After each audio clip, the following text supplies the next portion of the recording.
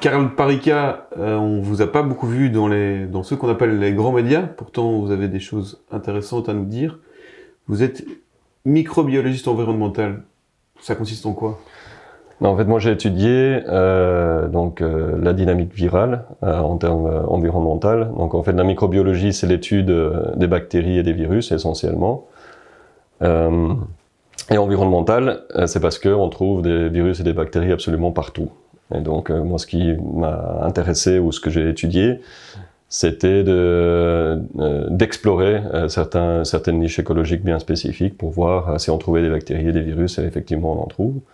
Et donc il y a une certaine dynamique qui s'installe, et donc voilà, moi je suis spécialisé plutôt dans tout ce qui est environnement et pas nécessairement tout ce qui est clinique. Alors ça fait presque 1 an et demi qu'on nous parle du coronavirus tous les jours, à toutes les sauces. Mais en fin de compte, il y a beaucoup de gens qui savent pas ce que c'est, il y a beaucoup de concepts qu'il faudrait rappeler. Et c'est aussi pour ça qu'on est ensemble aujourd'hui, pour que vous nous rappeliez quelques concepts de base, notamment la différence entre virus, bactéries, mais tout ce qui est aussi les tests PCR, et voilà, plein d'aspects qu'on va aborder. On pourrait commencer par la différence entre un virus et une bactérie. Oui, tout à fait. Alors, moi, ce que j'ai trouvé quelque part un peu dommage pendant cette année-ci, c'est qu'il y a eu très peu, au final, de pédagogie pour expliquer ce que c'est, parce que c'est quand même, on baigne dedans depuis 1 an. Et donc voilà, pour rappeler quelques petits concepts. Donc, une bactérie, c'est un organisme cellulaire, donc ça veut dire que c'est composé d'une cellule. Ils vivent en colonie souvent. Et donc, ils ont une taille qui est de l'ordre du micromètre. Donc, pour situer, on divise 1 mètre en 1 million, et donc ça donne 1 micromètre. Ou alors 1 millimètre, on divise en 1000, peu importe. Et donc, ce sont des petites cellules, et il y en a absolument partout sur la planète. Et donc, il n'y a qu'une toute petite partie qui est pathogène pour l'humain. Et c'est vrai que ça fait que peut-être depuis une petite dizaine d'années qu'on commence à s'intéresser, de manière plus intensive au microbiote, par exemple humain, donc ce qu'on a dans l'intestin, etc. Et je suis bien content par ailleurs de voir qu'on blanchit un peu cette mauvaise réputation des bactéries qui ont historiquement été vues uniquement d'un point de vue pathogène, pour dire qu'en fait ils sont partout sur notre peau, etc. Et on ne pourrait pas vivre sans ces bactéries-là. Et donc ça c'est très chouette. C'est essentiel de le rappeler aussi, parce qu'il y a beaucoup de gens, on entend bactéries, c'est tout de suite... C'est ça, et donc tout ce qui est probiotique, etc., c'est vraiment pour nourrir les bonnes bactéries, et qui jouent un rôle essentiel aussi dans notre immunité. Et ce que j'attends encore, mais que je n'ai toujours pas vu, c'est qu'on puisse nettoyer la mauvaise réputation des virus, parce que c'est vrai que on parle de probiotiques pour les bactéries, mais en fait les virus jouent un rôle important aussi dans l'écologie, et permettent en fait le vivant tout simplement. Il y a des virus, il y en a absolument partout, ils sont très diversifiés, et ils étaient probablement déjà là lors des premiers organismes vivants sur Terre, donc c'est des organismes qui sont très anciens, et donc aussi une infime partie qui est pathogène. Maintenant, vous m'avez demandé la différence entre une bactérie et un virus. Là, c'est un tout petit peu technique, il faudrait en fait répondre à la question de ce que c'est le vivant, mais ça, je ne vais pas aborder aujourd'hui. Mais disons que pour l'instant, on définit le vivant comme des organismes cellulaires qui ont un métabolisme et qui se reproduisent. On peut donner une petite définition comme ça de livres scolaires. Les virus, par contre, on ne considère pas que ce soit vraiment des organismes vivants, parce qu'ils ne sont pas composés de cellules, et parce qu'ils n'ont pas de métabolisme. Et donc, ça suscite un fort débat entre virologues, et ce serait très chouette d'en parler à un moment donné aussi. Mais bon, pour l'instant, c'est encore la vision que l'on a sur les virus. Les virus sont en fait des coques protéiques, donc ils sont composés de protéines, et à l'intérieur de cette protéine, il y a leur génome, donc c'est ce que toutes les cellules ont aussi, qui encode le vivant, donc c'est quelque part un peu le manuel pour pouvoir vivre, ça c'est dans le génome. Et donc ce génome est donc, comme je disais, entouré d'une coque protéique, Et là, ici, on parle en termes de nanomètres. Donc, tout à l'heure, pour les bactéries, on parlait de micromètres. Donc, on divisait 1 millimètre en 1000. Et là, il faut encore prendre le micromètre et le diviser en 1000. Donc, ça veut dire que c'est un milliardième de mètre. Donc, on est vraiment sur une échelle de grandeur qui est tout à fait différente. Et donc, pour que ces virus puissent se reproduire, ils sont obligés d'infecter une cellule, se reproduire à l'intérieur quelque part en hijackant, donc le terme français serait en détournant en fait de la machinerie cellulaire pour pouvoir se reproduire. Et c'est un peu des parasites, quoi. Oui. C'est des parasites obligatoires, oui. Et donc, en fait, ce qui est quelque part un peu absurde dans ce mode de vie, c'est qu'il faut imaginer que, par exemple, que vous aviez une cuisine, donc ça c'est votre cellule, et que le virus, quand il vient à l'intérieur, il détourne toute la machinerie, donc tous les instruments de la cuisine, et il commence à faire, par exemple, du fécondation in vitro. Il commence à se reproduire. Il fait le propre produit qu'il a besoin, quoi. Exactement. Et après, il sort de la cellule. Alors, c'est ça qui cause la maladie pour les virus qui sont pathogènes, mais d'un autre côté, et ça c'est un sujet de travail que j'avais avant, les bactéries ont également des virus. Donc ça veut dire que techniquement, on pourrait et on a fait et on peut utiliser des virus également pour tuer des bactéries qui sont pathogènes. Donc ça veut dire que là où on considère les virus généralement comme notre ennemi, on peut également l'utiliser comme l'ennemi de notre ennemi. Donc on peut utiliser des virus pour tuer des bactéries qui, eux, peuvent nous rendre malades. Donc c'est pour ça que cet exemple juste pour vous expliquer que les virus, il y en a partout, il y en a énormément, et ils ne sont pas tous méchants ou pathogènes. C'est super intéressant. Alors le coronavirus là-dedans, et aussi l'éradication dont on parle, parce qu'elle me semble a priori impossible. Alors le coronavirus, il y a plusieurs coronavirus déjà chez l'humain. Maintenant, il y en a 7 avec le SARS-CoV-2. Il y en a 4 de ces coronavirus qui causent des rhumes, donc qui sont tout à fait, banaux, qui sont tout à fait, innocents à ce niveau-là, sans gêne. Ensuite, il y a le SARS-CoV-1. Et puis il y a le MERS. Et donc ces deux virus qui ont créé des petites épidémies dans les années 2003 et 2007 respectivement, ont donné les mêmes symptômes que le SARS-CoV-2 en fait. Et donc quelque part, quand on parle d'éradication, ce sont des zoonoses, donc ce sont des virus qui proviennent des animaux, donc on parle de réservoirs. Quand on parle de réservoir, ça veut dire que dans le cas des coronavirus, ils logent à l'intérieur, dans le cas des SARS-CoV, par exemple dans les chauves-souris, mais ils ne causent pas de maladie chez les chauves-souris, ils sont quelque part stables. Le fait qu'ils se transmettent ensuite à un autre animal ou à l'humain, est dû au fait qu'on a des cellules similaires aux chauves-souris et que le mécanisme de l'entrée du virus permet de rentrer non seulement dans les chauves-souris, mais également chez l'humain. Et souvent, ça nécessite une mutation qui permet de faire ce saut de l'animal à l'humain. Mais donc voilà, donc il y a des réservoirs. Mais il ne faut pas oublier qu'il n'y a pas que les réservoirs, parce que ce qui est aussi propre à certains types de zoonoses, c'est qu'ils sont capables d'infecter une multitude d'animaux. Et donc dans le cas de SARS-CoV-2, il y a par exemple les visons, mais on a trouvé aussi du SARS-CoV-2 chez les chats, ce qui ne veut pas nécessairement dire qu'ils nous infectent, mais ce type de saut qui peut faire et infecter différents types d'animaux, moi, me fait penser à une éradication qui est pratiquement impossible. Parce qu'alors, il faudrait non seulement tuer tous les visons et les chats, etc. Je veux dire, à un moment donné, je ne pense pas que ça soit raisonnable de réfléchir en ces termes-là.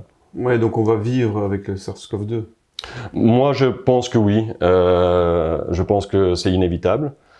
Et il faut prendre en compte que quand je vous ai dit tout à l'heure qu'il y avait 4 coronavirus qui nous causaient des rhumes, un de ces 4 coronavirus est probablement à l'origine une pandémie qui a eu lieu, enfin une grosse épidémie qui a eu lieu auparavant, et le virus a naturellement évolué en une version qui ne cause plus que des rhumes, au lieu de causer vraiment des maladies très graves.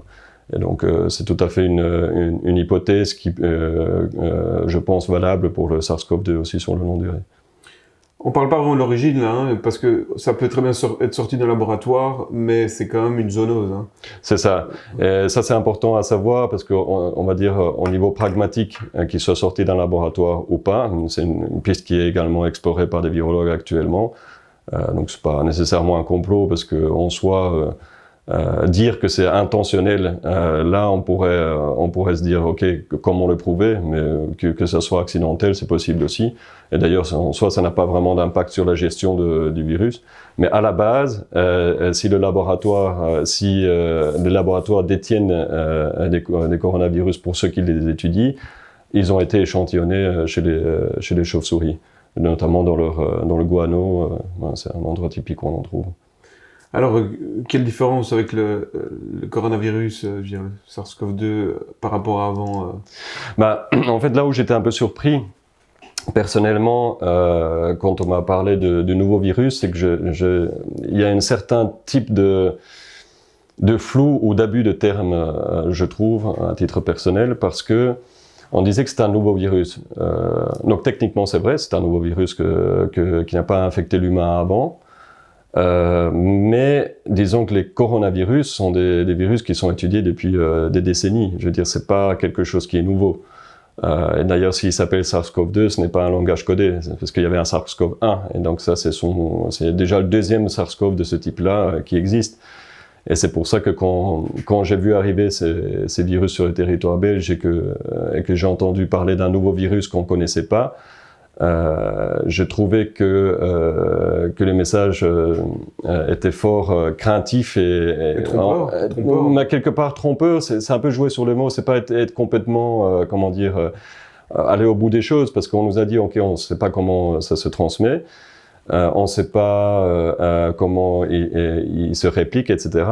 Je trouvais ça que c'était un peu abusif dans le sens où, vu on a des informations sur le SARS-CoV-1, sur le MERS et sur les autres coronavirus, on peut, en faisant de la littérature scientifique, avoir déjà des éléments d'information qu'on peut ensuite effectivement prouver. Donc, par exemple, à titre personnel, j'avais émis l'hypothèse qu'il soit aérogène.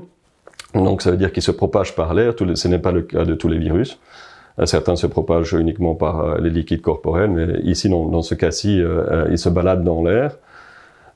Et donc à l'époque, je me souviens, j'avais été confronté par plusieurs même biologistes qui me disaient oui, mais ça n'a pas été prouvé, on ne peut pas juste affirmer des choses comme ça. Bon, quand même se dire que je ne l'affirmais pas en soi, j'émettais l'hypothèse parce que je me suis basé sur tous les autres coronavirus que l'on connaît, que ce soit chez l'humain ou chez le chat ou chez les autres animaux.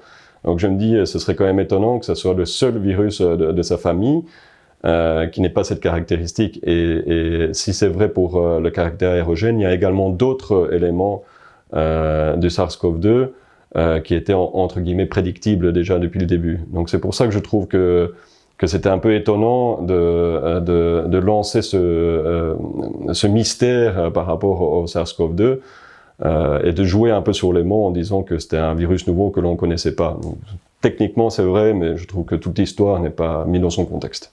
On reparlera de l'aspect aérogène qui est important, notamment dans la question du confinement et des masques. Mais heureusement, certains diront on avait les tests PCR pour détecter chez les gens le Covid. Le coronavirus. Est-ce que c'est vrai ça? Est-ce que on peut dire ça? Alors, ce que j'aime bien, enfin ce que moi j'adore les virus déjà à la base. Donc les tests PCR, que ce soit sur les bactéries ou les virus, j'aime bien parce qu'en plus c'est une technologie qui est extrêmement intéressante et vraiment de pointe. Mais un peu comme tous les outils, je ne sais plus qui disait que si on ne raisonne que par l'outil du marteau, on a tendance à voir tout le monde comme des clous. Et donc c'est un peu la même chose. Je veux dire, la PCR a son utilité, mais dans un certain cadre. Donc l'exemple que je donne souvent, c'est par exemple l'empreinte digitale chez quelqu'un, par exemple.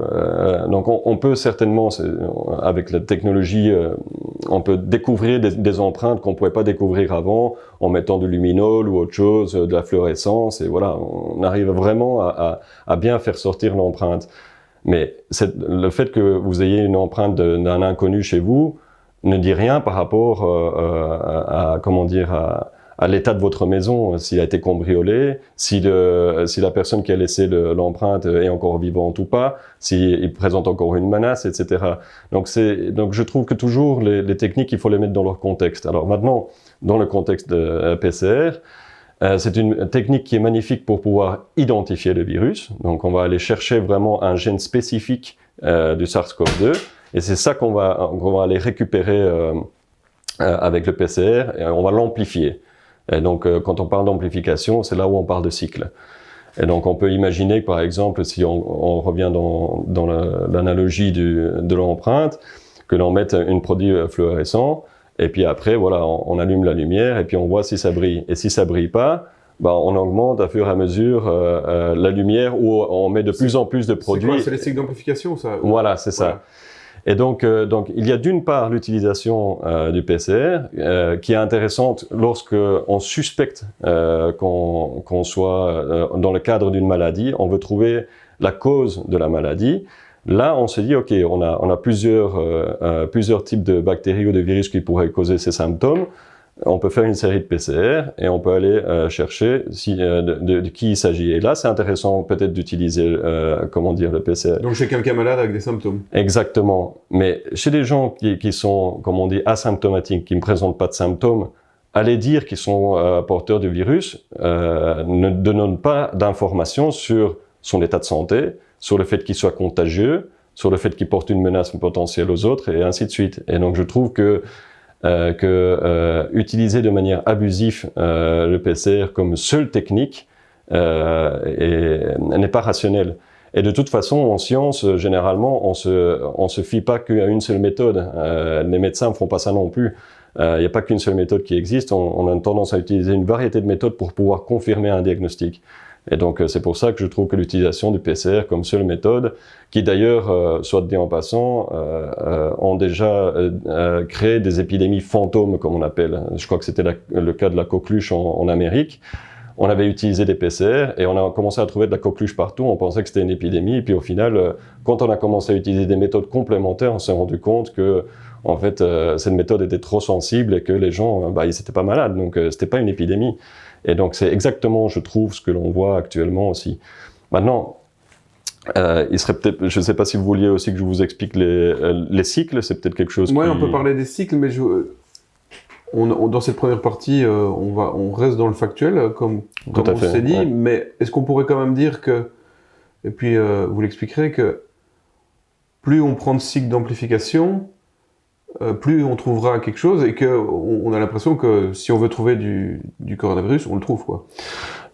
Disons que au-delà du fait qu'il y ait des faux positifs et faux négatifs, qui est d'ailleurs propre à toutes les méthodes qu'on utilise, c'est pas spécifique au PCR, il y a une certaine type de aspécificité, parce que c'est une méthode qui est très sensible. Donc, je reviens encore à l'histoire de l'empreinte. Vous imaginez que vous mettez un produit fluorescent, vous allumez la lumière. Si il n'y a pas de fluorescence, vous allez mettre encore plus de fluorescence, enfin vous allez mettre encore plus de produits et plus de lumière, et vous amplifiez la lumière jusqu'à ce qu'il y ait vraiment un signal lumineux qui sort. Mais vous imaginez bien que par exemple dans le cas d'une empreinte digitale, à un moment donné, le signal est tellement faible qu'on n'arrive plus à voir les détails du doigt. Mais pour l'instant, ce qui a été fait, et ça je le confirme parce que j'ai travaillé aussi un peu là-dedans, c'est qu'à un moment donné, quand le signal arrive, on dit voilà, la personne porte le SARS-CoV-2. Mais le plus on avance dans les cycles, le plus ça devient aspécifique. Et à un moment donné, il y aura un signal lumineux, quoi qu'il en soit. Et donc, c'est pour ça qu'il y a eu tellement de débats sur quel est le nombre de cycles qui est important, parce qu'à un moment donné, ça devient complètement aspécifique. Et là, effectivement, on peut très bien dépister des positifs sans qu'ils soient positifs. Donc, on peut dire que si on était passé de 40 cycles d'amplification à, disons, 25 ou 30, on aurait eu une réalité différente, et une gestion politique différente. Tout à fait. Ça, je le confirme. Mais en fait, il faut imaginer en fait les cycles comme comment dire, à l'inverse du taux de virus qu'on a. Donc, je veux dire, si vous avez beaucoup de virus, après 1 ou 2 cycles, vous avez déjà avoir un signal lumineux, parce qu'en fait, il amplifie à chaque fois le signal. Mais le moins vous avez, le plus vous avez besoin d'amplifier. Mais donc, à un moment donné, si on amplifie trop, ben voilà.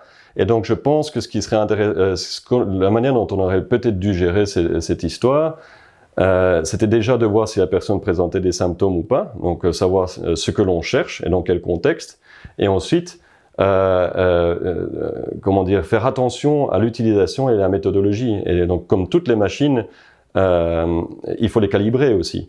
Parce que si en théorie, à chaque fois qu'il y a un cycle, on double le signal précédent, 25 cycles par exemple dans un laboratoire A ne sera pas nécessairement l'équivalent des 25 cycles dans un laboratoire B. Donc déjà là, il y a une question d'harmonisation des protocoles que je n'ai pas franchement vu, une question de calibrage de machines qui est propre à tous les laboratoires, certains le font pas. Et puis, donc, au final, voilà, je pense que toutes ces données-là, si on avait gardé un certain seuil plus intéressant, on aurait pu avoir peut-être plus d'informations sur les gens qui étaient malades. De toute façon, on aurait pu aussi mettre en relation le nombre de cas, comme ils les appelaient, avec la mortalité. Oui, tout à fait. Qui était, somme toute, très basse. Donc en fait, ici, ça c'est un concept qui est peut-être un peu compliqué, mais qui est vraiment lié, parce qu'il y a une réelle confusion dans la presse, enfin dans les médias en général. C'était des concepts de IFR et CFR, donc ça vient de Infection Fatality Rate et Case Fatality Rate. Donc ce sont les taux de létalité apparents et le taux de létalité réel. Alors ici, comme analogie, on pourrait utiliser par exemple les accidents de voiture. Si on devait juger la gravité des accidents de voiture dans un hôpital, on dirait que pratiquement 100% des accidents de voiture sont graves. Parce que, ben voilà, on voit ça d'un point de vue de l'hôpital. Forcément, si on arrive à l'hôpital après un accident de voiture, c'est grave. Donc ça, ce serait le taux apparent. Parce que c'est ce qu'on a vu aussi dans le cas de SARS-CoV-2. Les gens se ruaient à l'hôpital, ils étaient dans un très mauvais état. On s'est dit, ce virus est vraiment très dangereux. Maintenant, l'IFR, donc le Infection Fatality Rate, ça veut dire donc le taux réel de létalité. Là, on prendrait en compte en fait tous les accidents sur une année et on se rendrait compte que la majorité des accidents se font sur le parking et sont absolument pas graves. Et donc, comment est-ce que ça se traduit au niveau du SARS-CoV-2 ? Le SARS-CoV-2, avant de savoir que les gens pouvaient le porter en étant asymptomatiques, on pensait que, vu que les gens présentaient des symptômes et qu'ils mouraient, voilà, qui était extrêmement létal comme virus. Après, on s'est rendu compte qu'on pouvait être porteur sans être malade, ce qu'on appelle les asymptomatiques, donc qui ne présentent pas de symptômes.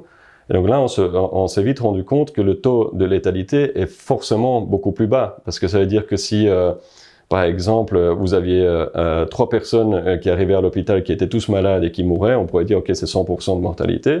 Et tout d'un coup, on se rend compte que derrière ces 3, on a par exemple une centaine de personnes qui portent le virus, mais qui ne sont pas malades, qui ne sont pas présentées à l'hôpital et qui n'ont pas de problème. Et donc là, forcément, la létalité ou la dangerosité du virus diminue, parce que ça veut dire qu'il n'est pas en fait si mortel que ça. Et avec les données actuelles, donc par un professeur qui s'appelle Ioannidis, qui est un épidémiologiste, un des plus connus vraiment sur la planète. Que Monsieur De Croo ne connaît pas. Ça, je ne sais pas si Monsieur De Croo le connaît. En conférence de presse, s'il avait lu l'étude, il ne connaissait pas. Mais... ça c'est dommage, parce que ça veut dire que mondialement réputé. Oui, ça veut dire que les gens qui conseillent De Croo sont... ça m'étonnerait qu'ils connaissent pas, mais bon, ça, je ne vais pas spéculer. Oui, je ne vais pas spéculer pour les raisons. Mais donc ce professeur-là, en fait, a été collecter toutes les données qu'il y a sur on va dire les anticorps ou la sérologie. Donc, pour placer ça dans le contexte, quand on a un virus, notre corps il réagit à ce virus avec notre immunité. Alors que ça cause une maladie ou pas, de toute façon, il y a une réaction. Et donc, ce professeur-là a été voir toutes les données, donc chez toutes les personnes qui sont porteurs, etc. et tous les gens qui étaient morts. Et il a fait des données vraiment, enfin il a tout collecté et il a analysé. Selon lui, et qui est également reconnu par l'OMS, il dit que globalement, la létalité du SARS-CoV-2 serait de 0,15%. Maintenant, les pourcentages, ça ne parle pas à beaucoup de gens, mais j'aime bien inverser en fait ce chiffre. Parce que quand on dit 0,15% de létalité, psychologiquement, on est en train de dire qu'il y a 0,15% qui meurent. Mais faisons l'exercice inverse, ça veut dire que 99,85% des gens survivent. Et ça, c'est plutôt positif comme nouvelle. C'est-à-dire que c'est vraiment pas un virus qu'il faudrait craindre parce que pour vous-même, vous avez 9,85% des chances de survivre si vous chopez ce virus. Voilà. Bon, après, c'est pas aussi simple que ça parce qu'il y a des personnes qui sont plus fragiles que d'autres, etc. Mais je veux dire, sur le taux de létalité, c'est au final assez bas. Maintenant, il faut savoir que ce chiffre aussi fluctue. Hein. Je veux dire, c'est la grippe ou... Mais la grippe, je pense qu'on est aux alentours de 0,1, donc c'est vrai qu'on n'est pas très très loin. Maintenant, il faut savoir aussi que ces données changent hein, selon des pays. Ça, il faut être honnête. Il y a certains pays, par exemple, un exemple très simple, plus la population est âgée, plus, le moins bien ils vont réagir au SARS-CoV-2, et donc ça veut dire que si toute une population se porte mal, c'est peut-être dû aux différentes classes d'âge. Par exemple, c'est une des raisons notamment pourquoi on suspecte que l'Afrique s'en est sortie très bien, c'est parce que la moyenne d'âge est tellement bas. Et là-bas, donc, cette taux de létalité apparente, ou réel plutôt, serait nettement moins basse. Mais je veux dire, au niveau global, puisqu'on parle de pandémie, le taux global serait de 0,15%. On parlait tout à l'heure que le virus était très petit, se propageait par l'air. Qu'est-ce qu'il en est des masques alors là-dedans et du confinement? Bah voilà. Alors là, point de vue factuel. Alors là, bah en fait, le même professeur Ioannidis avait déjà compilé également les données sur comment les pays qui avaient confiné et pas confiné avaient conclu que le confinement en fait ne servait pas à grand chose, même à rien du tout. Ça ne veut pas dire que toutes les mesures qu'on prend soient mauvaises, mais en tout cas au niveau de ce qu'ils appellent le lockdown, donc vraiment le confinement, ça n'avait pas eu d'impact par rapport positif. Maintenant, il faut remettre un peu les choses dans leur contexte. De nouveau, on voit ça souvent, cette gestion du pandémie d'un point de vue de virologue. Pourtant, j'aime bien les virologues, mais je veux dire, il faut pas, dans le cas du confinement, il faut pas réfléchir que en termes de virologie, il faut aussi réfléchir en termes sociétal, etc. Donc déjà, probablement, il y aura plus d'impact négatif. Mais si on prend maintenant ce point de vue de virologie, puisque c'est notamment pour ça que vous m'avez invité, il faut prendre en compte que essayer de confiner lorsque c'est un virus qui est aérogène, ça n'a peu d'intérêt pour le simple fait que une fois qu'il est déjà dans la population, quand on confine, c'est comme si on enfermait un renard dans le poulailler. Une fois qu'il est à l'intérieur, vous avez beaucoup plus de contamination à l'intérieur qu'à l'extérieur. Donc ça, il faut déjà savoir, c'est qu'il y a très probablement on aurait dû confiner beaucoup avant si on avait vraiment voulu confiner. Au tout début? Au tout début, même avant qu'il arrive sur le territoire. Mais après, il faut prendre en compte qu'on est dans un monde globalisé et que c'est que même les pays maintenant où les îles, où le SARS-CoV-2 n'est pas encore arrivé, à mon avis, il finira par arriver à un moment donné.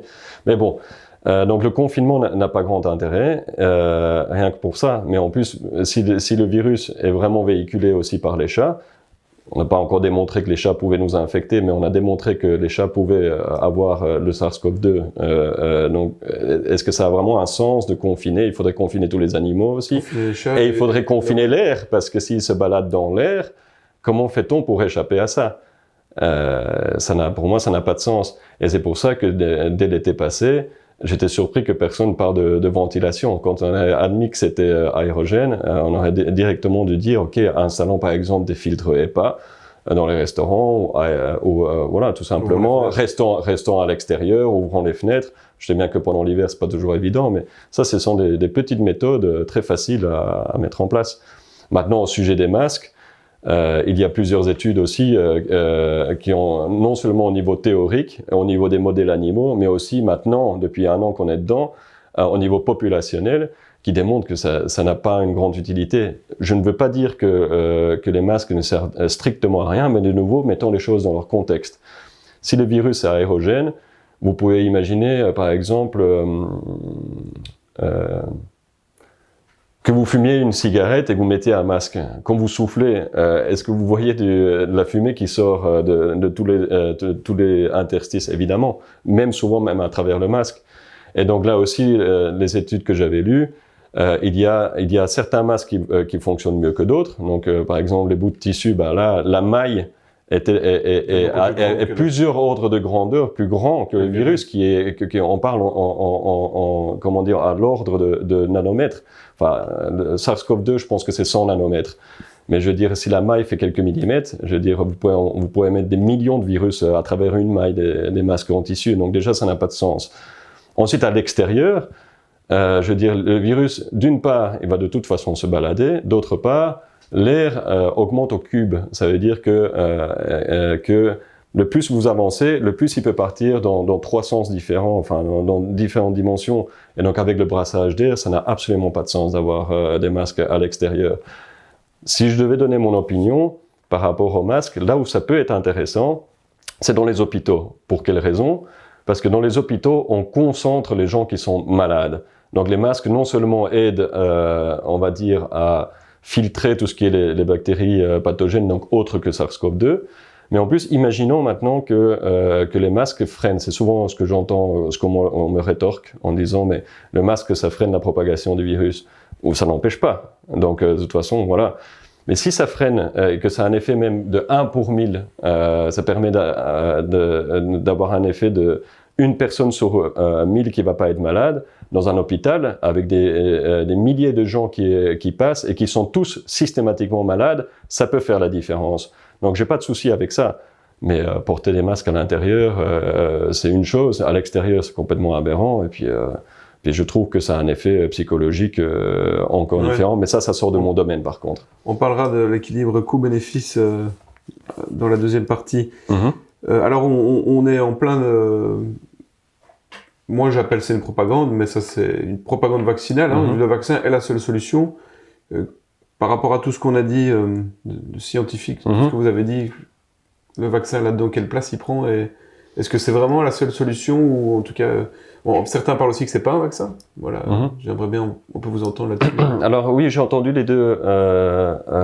Bon, là, je vais peut-être amener un point de vue vraiment de virologie, on va dire environnementale, dans le sens où on parle souvent d'épidémiologistes, etc., qui discutent sur les vaccins. C'est intéressant, pourquoi pas. Mais il faut prendre en compte qu'une stratégie vaccinale, déjà c'est souvent des modèles mathématiques pour savoir quel est le taux d'immunité, etc. Ce sont des choses qui sont très complexes mais qui sont basées quand même sur des modèles. Disons que moi, si on avait un vaccin, on peut débattre, mais si on avait un vaccin qui était extrêmement efficace, moi j'aurais tendance à même pas vacciner tout le monde en pleine épidémie ou en pleine pandémie. Pour quelle raison?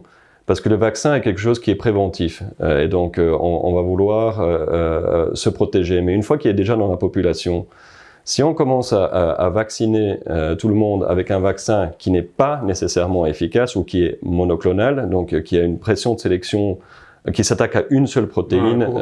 Pas un large spectre. Voilà, c'est ça, qui a voilà, exactement, qui a un spectre qui est très petit. On va émettre une pression sur le virus qui va, lui, essayer de détourner ce système-là. De muter. Et vu que c'est un virus à ARN, à la différence des virus à ADN, ils ont cette caractéristique de muter énormément.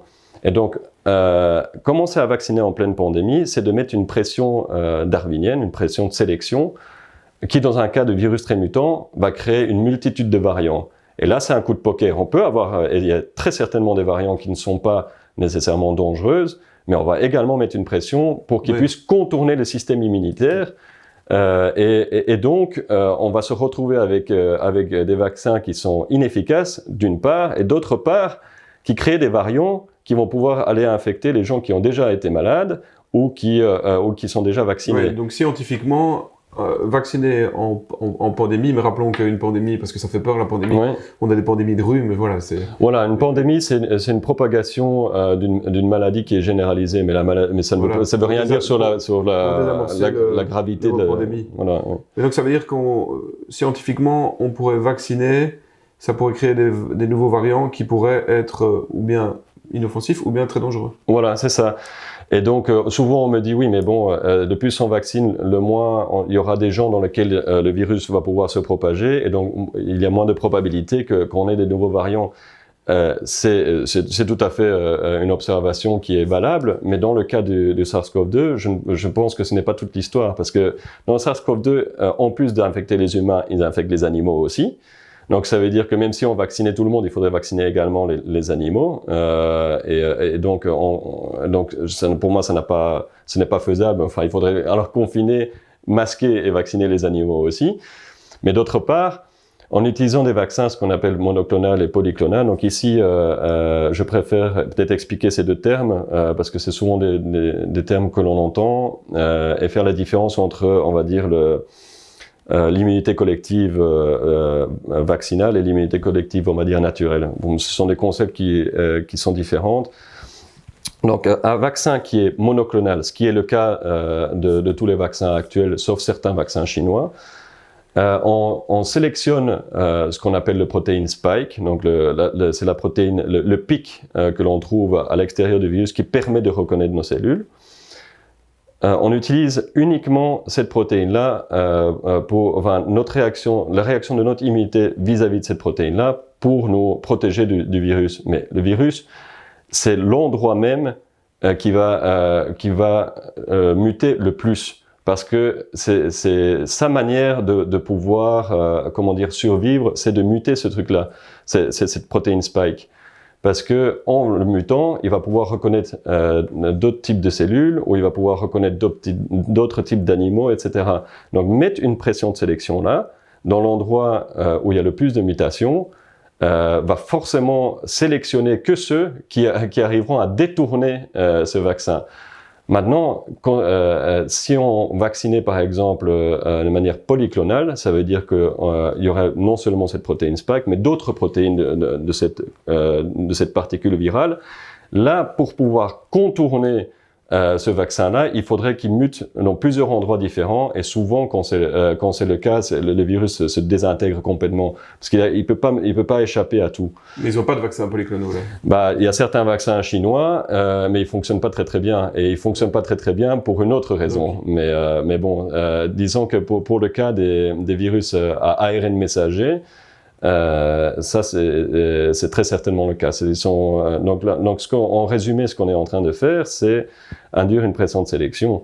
Et là, on aura des variants, et c'est un coup de poker. Maintenant, je ne dis pas que ça va pas fonctionner. On pourrait très bien imaginer qu'on va tomber sur un variant qui infecte beaucoup, mais qui est pas vraiment très nocif. Mais bon, pour moi, c'est pas du tout donné comme hypothèse. C'est la boîte de Pandore qui heurte, parce qu'un coup de poker sur des centaines de millions de virus, même sur toute l'humanité, ça fait un peu peur. Alors, ça sort d'où les 70% du chapeau de nos gouvernements? Alors, ça, c'est un modèle mathématique qui se base sur le nombre de personnes que le virus peut infecter. Ici, aux dernières nouvelles, j'ai vu que c'était entre 3 et 6. Donc, ça veut dire que si moi, par exemple, je suis malade, je peux infecter entre 3 et 6 personnes. Et donc après, on met ça dans un modèle mathématique, et le plus le virus l'infecte, le plus on a besoin d'avoir une immunité collective plus couverte. Donc ça veut dire que, par exemple, de souvenirs pour la rougeole, mais là, il faudrait que je vérifie les données, c'était de l'ordre de 12, ça veut dire qu'il faut que plus de 90% des gens soient immunisés pour que l'épidémie s'arrête. Pour un virus qui infecte très peu de gens, la couverture devrait être moins grande. Mais le problème, c'est que donc c'est non seulement dépendant du comportement du virus, mais c'est dépendant aussi de notre immunité. Le plus longtemps on a des anticorps contre ce virus, donc le plus longtemps on est couvert, le moins fréquemment on doit vacciner. Mais ici, maintenant, je vais vous donner un exemple que j'ai lu dans une publication. C'est que si on partait du fait que l'immunité est pérenne, éphémère, donc ne dure pas très longtemps, La différence entre 6 et 3, si on applique le chiffre 6 dans le modèle mathématique, il faudrait vacciner les gens tous les 2 mois et demi. Si on applique le chiffre 3, on devrait vacciner que tous les 2 ans et demi. Donc vous voyez qu'en fonction des données, on a complètement des chiffres différents. Et ça, c'est parce que ce sont des modèles qui sont certes intéressantes au niveau théorique, mais au niveau pratique, quand on parle de 70% d'immunité, c'est basé sur des théories, mais pas encore sur la réalité ou des données réelles. C'est peut-être intéressant pour Big Pharma aussi, mais tout ça, c'est mon opinion. Mais après, voilà. Après, il faut prendre en compte que quand on parle de 70% d'immunité, pourquoi vouloir vacciner 70% des gens? Ça fait depuis 1 an qu'on est dans cette pandémie, ça veut dire qu'il y a déjà des gens qui sont immunisés. Donc quelque part, là aussi, on pourrait débattre de la nécessité de vacciner tout le monde. Et les jeunes et les enfants. Oui, et à quelle fréquence? Si on devait me poser la question, mais ici aussi je tiens à dire que je ne suis pas épidémiologiste, j'ai une vision plus des virus en général dans leur écosystème. Moi, j'aurais eu tendance, parce que c'est souvent les critiques amènent les questions en disant vous feriez quoi? À titre personnel, moi j'aurais eu tendance à vacciner les gens selon le coût-bénéfice. On a maintenant une large panel d'informations sur les gens qui tombent malades. Ce sont essentiellement les gens âgés et les gens qui ont des comorbidités parce que leur système immunitaire est affaibli. Moi j'aurais eu tendance à vacciner cette catégorie de population-là et laisser le virus se propager chez les personnes que l'on sait qui ne présenteront très probablement pas de la maladie, notamment les enfants ou les jeunes gens en bonne santé comme moi-même qui n'a pas de comorbidité. Pour quelles raisons? Là, on revient sur quand on parlait du large spectre et du spectre étroit, donc polyclonal et monoclonal. Notre immunité, quand il va être confronté au virus, va créer une immunité vis-à-vis de l'entièreté du virus. Donc, certaines protéines spike, certainement, certaines protéines qui composent le coq protéique, et donc on va pouvoir avoir une immunité qui est déjà naturelle, qui est déjà naturellement plus diversifiée. Mais en plus de ça, mon immunité va pas être la même que votre immunité, par exemple. Ça veut dire que on aura un large spectre d'immunité différente qui va très certainement freiner le virus, mais également ses variants. Et donc, en laissant le virus se balader, on aura beaucoup plus rapidement une immunité collective, puisqu'on sait que le taux de létalité réel n'est pas si haut que ça. Par contre, je ne dis pas, et soyons clairs, qu'il ne faudrait pas vacciner les personnes âgées qui ont des comorbidités. On pourrait très bien, eux, se dire on ne peut pas les laisser le virus se balader chez eux, donc on pourrait les vacciner. Ça, c'est si le vaccin était efficace. Mais bon, on tient compte de la balance coût-bénéfice aussi. Exactement. C'est pas les effets secondaires des vaccins. Exactement. Et donc, voilà, c'est ça. Et donc, ça, c'est important de mentionner, je trouve, que l'immunité collective, en laissant le virus, se propager, n'est pas en contradiction avec une immunité collective vaccinale. Les deux peuvent se complémenter, et moi j'aurais même une tendance à laisser l'immunité collective naturelle, à favoriser ça, puisqu'on sait que pour la majorité des cas, il n'y a même pas d'effet secondaire du virus. Ça, on n'a pas encore toutes les données, donc je ne peux pas affirmer ça. Mais pour les gens qui ont eu le Covid l'année passée, il y en a des personnes, par exemple, que moi je connais à titre anecdotique, n'ont pas gardé des séquelles, ce qui n'est pas le cas de certains d'autres virus, parce qu'après on pourrait argumenter que oui, mais si on a les oreillons par exemple, on peut devenir stérile, etc. Donc ce serait quand même des effets secondaires qu'on n'a pas envie d'avoir, et ça ce serait un argument pour vacciner plus les gens. Pour donner une petite image ou une petite métaphore ou une analogie vis-à-vis des vaccins, imaginez que vous avez un voleur qui est dans un village qui veut rentrer chez vous. Vous allez installer des serrures et on se rend compte qu'il arrive à ouvrir les serrures. C'est exactement ce que fait le virus. Il ouvre les serrures, il rentre chez vous, il vous cambriole. Maintenant, ça ne veut pas dire nécessairement que ça soit très grave que vous cambrioliez, mais enfin bon, voilà. Maintenant, imaginez que vous avez une entreprise qui vous dit « Ok, moi je vais vous vendre des serrures et on va installer la même serrure dans tout le village. » Alors, si on a de la chance, le cambrioleur n'arrivera jamais à apprendre à ouvrir cette même serrure, Mais s'il arrive à l'ouvrir, il sera capable d'ouvrir toutes les serrures, puisqu'ils sont identiques, toutes les maisons du village et tous les cambriolés. Et c'est ça le problème pour moi des vaccins monoclonaux, c'est qu'ils nous donnent exactement la même immunité à tout le monde. Et donc dès que le virus apprend à contourner cette immunité, bah, il arrivera à infecter tous ceux qui sont vaccinés. Et il fragilise, en fin de compte, il risque de fragiliser la population par rapport, le vaccin risque de fragiliser l'ensemble de la population par rapport à l'immunité naturelle et gratuite. Oui, voilà. Et gratuite, immunité naturelle gratuite. Oui, tout à fait. Et donc ici, c'est vrai qu'on va bientôt s'aventurer sur le terrain d'éthique, parce que ça, quand on parle du vaccin, ce que j'entends souvent, c'est le devoir éthique, mais on pourra peut-être en parler dans un autre... Oui, restons factuels ouais, voilà, et objectifs. D'ailleurs, je crois qu'on peut terminer cette première partie ici. Oui. Je ne pense pas que vous allez être traité de complotiste, hein, on est resté dans des faits, pas d'opinion. Oui, tout à fait. C'est juste curieux qu'on n'entend pas plus souvent au JT de l'RTBF, par exemple, ou ailleurs, des scientifiques comme vous qui ont un avis différent, mais qui sont vraiment un avis étayé. Oui, voilà. Pas pour faire ma propre promotion pour autant, mais ce que je trouve dommage, on va dire, dans une gestion en général, c'est que les experts sont souvent des experts de pointe, et ça je respecte tout à fait, c'est un travail qui est très difficile et qui demande beaucoup d'expertise. Mais vous imaginez par exemple que vous vouliez faire une balade par exemple dans les montagnes en Suisse, vous allez plutôt suivre quelqu'un un montagnard, enfin un guide qui connaît très bien le terrain, plutôt que quelqu'un qui a escaladé le sommet. Parce que quelqu'un qui a escaladé le sommet est un spécialiste de son domaine, connaît très bien les montagnes, mais si on lui demande de décrire le paysage vraiment sur le point, par exemple, une montagne du plus haut, lui, il va voir des nuages. Donc, il a certainement une connaissance, mais pour décrire le paysage, c'est très compliqué. Alors que la personne, le guide, pourra vous décrire tout un paysage à son niveau. Le médecin généraliste. Et donc, dans cette métaphore, le montagnard, ce sont les généralistes, les scientifiques en général, les biologistes, les chimistes, voilà. Et ceux qui sont au sommet sont ceux qui ont vraiment bien travaillé le domaine, etc., mais qui sont sur le sommet de leur pointe et qui n'ont plus nécessairement une vision, comment dire, générale de la situation.